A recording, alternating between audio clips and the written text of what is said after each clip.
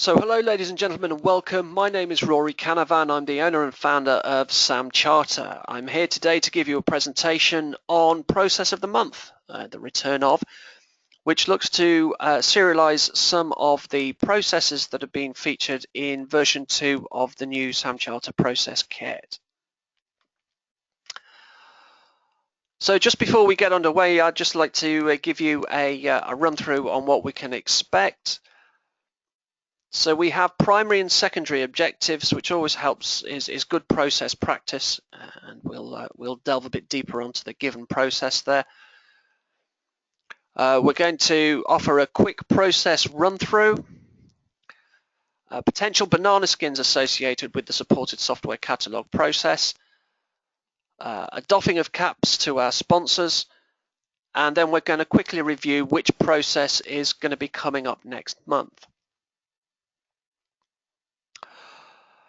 So as I mentioned there previously, it's always useful to have a primary and secondary objective, or you could have multiples thereof. So your primary objectives could run to 2 or 3 or 4, and the same with your secondary objectives. If you don't have those scoped out from the outset, what you tend to find is that the Good Ideas Club appears, and all of a sudden, wouldn't it be great if the process made my coffee in the mornings? It's great if it could, but really that's not the goal of the process. So you limit what your process is actually expected to achieve by defining primary and secondary objectives. So for the supported software catalog process, the primary objective in this instance is to annually review and categorize the software titles in the supported software catalog.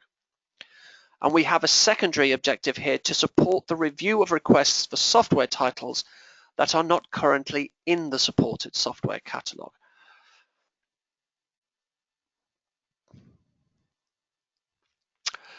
So I just want to tackle that secondary point first.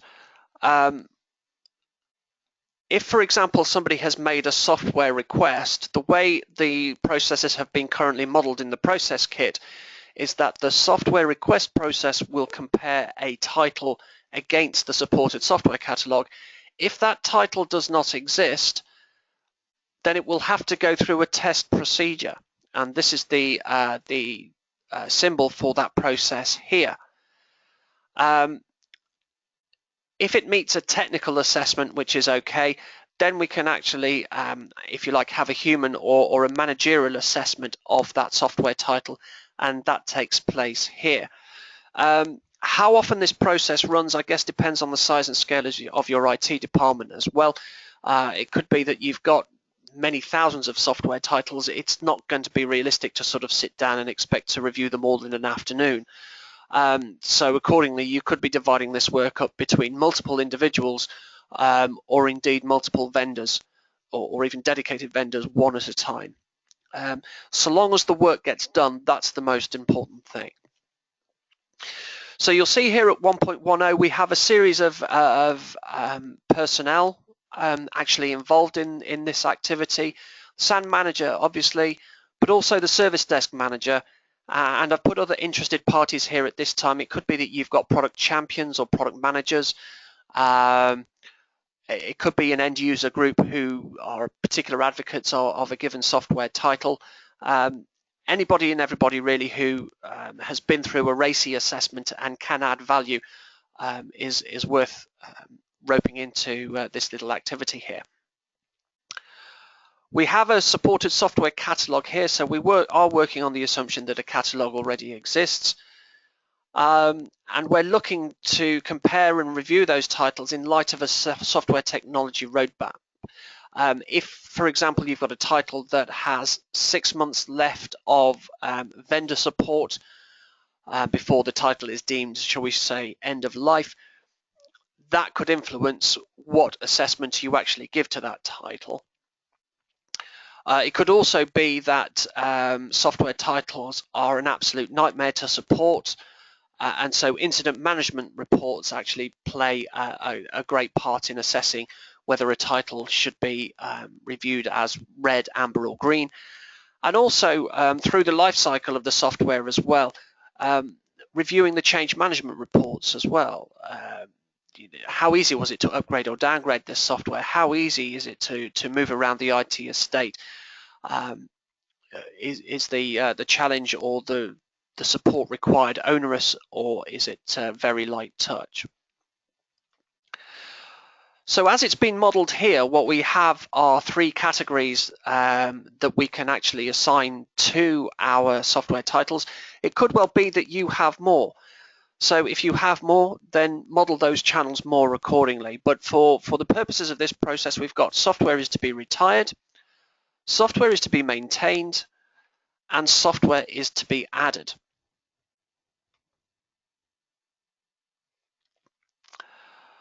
So in going through those steps, we can see that if software is not to be kept, then we can set that status to red. So that means, yeah, we don't want this software anymore, and as a consequence, that title then is earmarked for removal. Now the physical removal itself is actually taken care of in another process here. We've actually got a software removal process. If software is to be maintained, then we can set that status to amber potentially. So we use amber because it could be that we've got this title and we're happy with how it's performing, but we do actually have a preferred title in place. Those preferred titles then could be given a value of green. All of these statuses are updated, and then we go to a publishing stage. Now, like any database view, what I would recommend is that if you're going to put the supported software catalog in front of end users, wherever possible, make sure they only have visibility of the green software titles. These are the ones that you've decided have the best shelf life, have the best support, have the least amount of woes and leverage placed on the IT support staff, and teams generally are easiest to license, etc. If at a push they have to sort of see amber, then fine, that's your call. But do be aware, the more titles you offer, the more likely you are to have to sort of support these in a service management environment and also in a SAM management environment as well.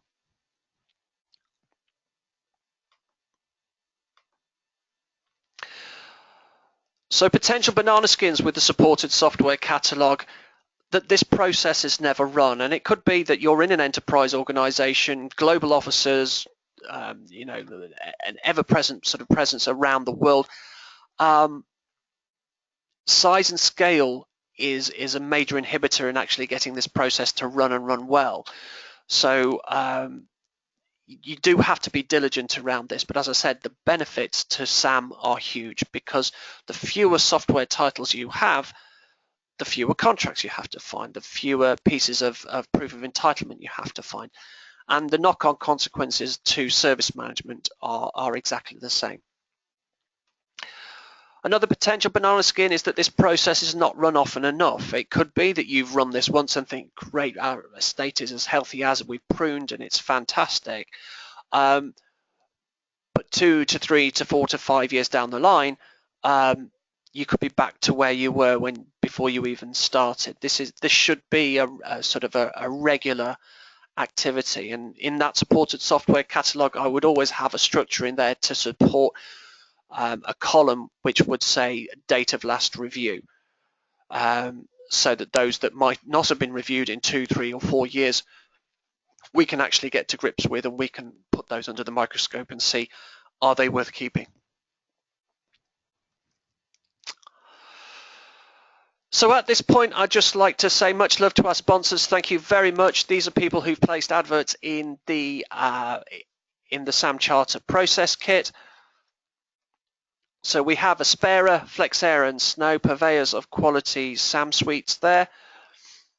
We have softwaremanagement.org, ITAM Intelligence, and Medora Consulting. We also have Software Advocates, License School, and Palisade Compliance. And bringing up the rear there, Chris Goff with Derived Logic. So thank you all, guys, for your help and support over the last, it's not just over the last year, but over the last 3 or 4. It's been truly appreciated. If you do wish to dig deeper and have a look at some of the processes that we've actually modeled there, there's the link. Please go to the link. The format or possibility for buying the e-kit is in 3 formats. You've got read-only, and then you've got the sort of process maps which can be editable, subject to purchase.